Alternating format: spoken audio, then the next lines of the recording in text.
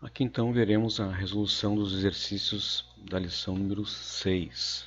Então o primeiro exercício que envolve cálculos aqui na lição 6 é o exercício 9, no qual nós temos as concentrações obtidas vários tempos após a administração de uma dose de um fármaco por via intravenosa. Aí ele pergunta a estimativa para os termos alfa e beta no modelo de dois compartimentos. Então o que é feito aqui? Nós colocamos então os tempos, as concentrações que foram medidas, tá? E o logaritmo natural dessas concentrações. Com isso se obtém este gráfico. Nós podemos observar que a fase terminal desse gráfico nós temos a tendência de uma reta, enquanto que nos pontos iniciais não estão sobre essa reta. Então o que nós vamos fazer aqui?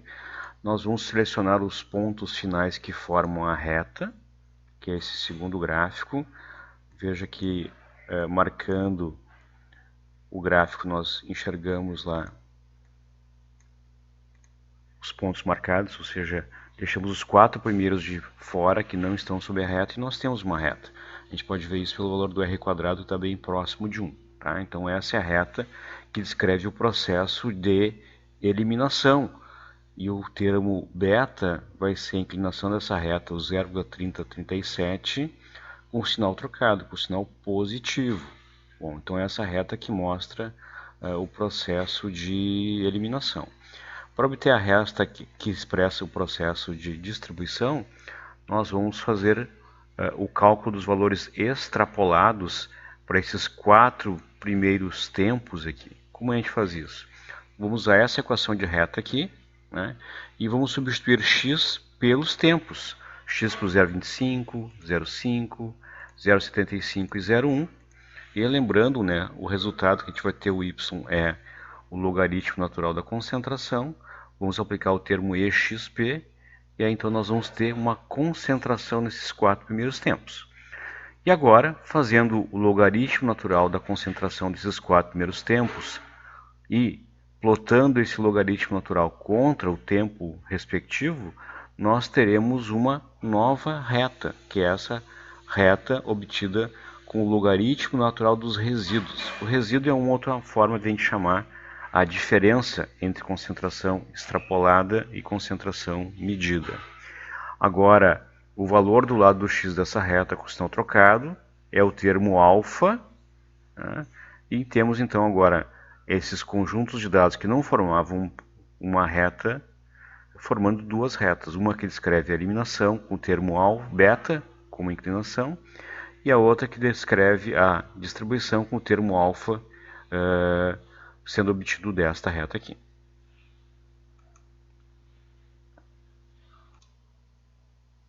Então, termos alfa e beta são obtidos das inclinações, das curvas, da curva de eliminação e da curva da distribuição. E os termos A e B são os interceptos no eixo Y dessas mesmas curvas. Então, para calcular o valor de A, né, nós pegamos a curva da distribuição, x é 0, portanto y é 4,6497. Esse valor é o logaritmo natural de A. Nós fazemos o exp deste número, obtemos o valor de A, e a mesma coisa é feita na equação da reta de eliminação, obtemos o valor de B. A mais B é a concentração no tempo zero. Então é a soma de 104,6 mais 31 é a concentração no tempo zero. Na pergunta número 10 é perguntado então qual é o volume de distribuição do compartimento central. A fórmula que está no material de aula diz que o volume de distribuição do compartimento central é a dose dividida por C0. A dose é conhecida, 500 mg, e C0 é a soma de A mais B, 135,8, resulta num volume de 3,68. Também é perguntado qual será a concentração plasmática 14 horas após a administração. Bom, nós já extraímos os valores de A, B, alfa e beta, e o T é 14. Então é só substituir essa equação, né? Está aqui, o valor de A está aqui na célula E32, né, vezes o exp de menos alfa vezes o tempo 14, mais o termo B vezes exp de menos beta vezes 14, que é o tempo, resulta então em 0,46 mg por litro após 14 horas. Depois nós temos algumas perguntas que retomam da lição 5. Então, o paciente de 60 kg é iniciado uma infusão intravenosa contínua de teofilina, numa taxa de 40 mg por hora. 48 horas após essa infusão, a concentração plasmática é 12 mg por litro. Então, se a gente considera essa concentração como estado estacionário, qual é o clearance? Então, lembrando aqui nas formas da infusão contínua, se concentração estacionário é o K0 dividido pelo clearance, portanto, o clearance é o K0 dividido pela concentração em estado estacionário. Então, substituindo aqui, nós vamos ver que 40 é a taxa de fusão, 12 é a concentração em estado estacionário, portanto, o clearance é 3,3. Muito bem, então aqui diz que o volume de distribuição é de 30 litros. Pergunta qual é a meia-vida.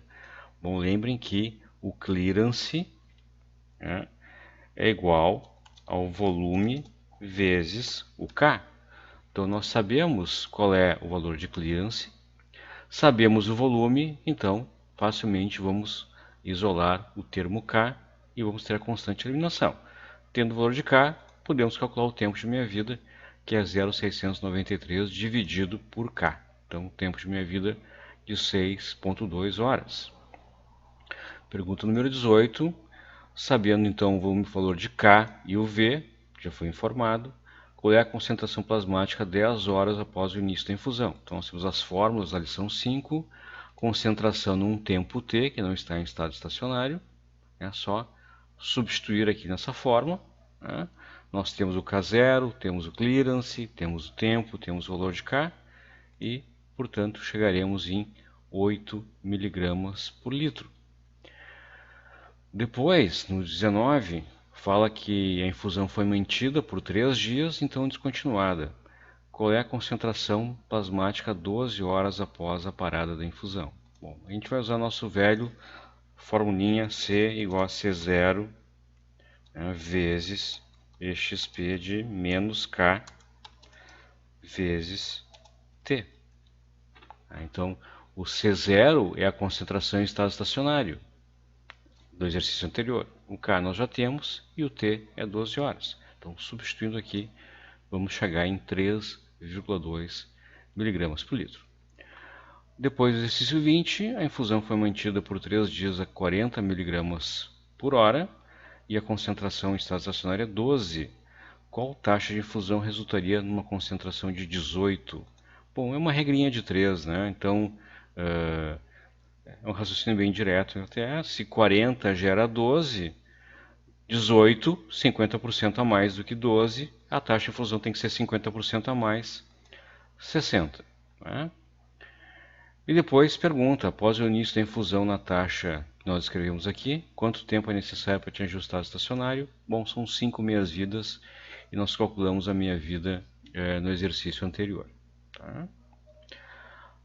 A partir da 22, então, nós temos casos de infusão intermitente. Tá? Então, o paciente de 60 kg inicia tratamento com gentamicina a cada 6 horas, administradas em infusão de 1 hora. Então, o K0 é 80 mg por hora, porque a infusão dura 1 hora. Então, é informado que o volume é de 15 litros e a meia-vida é de 3 horas. E pergunta, então, qual é a concentração plasmática de pico em estado estacionário. Se eu tenho tempo de meia-vida, eu posso, então, calcular o valor de K. E sabendo agora, então, o valor de K, nós podemos calcular a concentração plasmática de pico em estado estacionário, que é esta fórmula aqui, concentração máxima em estado estacionário. Nesse caso, o K0 é 80, o volume é 15, o K é 0,231, o tempo, o Tzinho, né, é 1 hora, a duração da infusão, e o intervalo de doses, é 6 horas. Então, só substituindo esses termos aqui, vamos chegar no valor de 6,35. Na questão 23, é afirmado que após a 5ª dose, se obteve uma concentração de pico de 5 mg por litro e uma concentração de vale de 0,9. A de pico é a máxima e a de vale a mínima. E pergunta então qual é o tempo de meia-vida para esse paciente.